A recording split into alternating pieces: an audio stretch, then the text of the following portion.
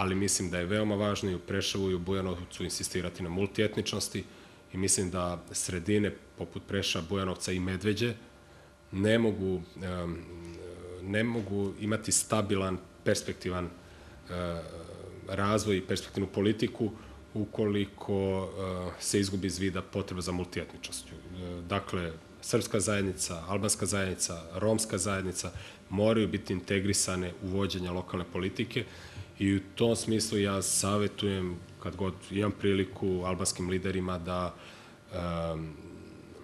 ispoštuju praktično dogovor iz 2002. u kojoj je zaključeni posredstvom OEBS-a, da lokalne vlasti izražavaju i etničku strukturu u ovim opštinama. Dakle, nije dobro ni za Albance, ni za Srbe, ni za Rome, ni za uopšte građane, dakle, Bujanovca, ako je u Bujanovcu vlast samo albanska, kao što ne bi bilo dobro ni da je samo srpska, oni treba zajednički život, zajednički i da uređuju.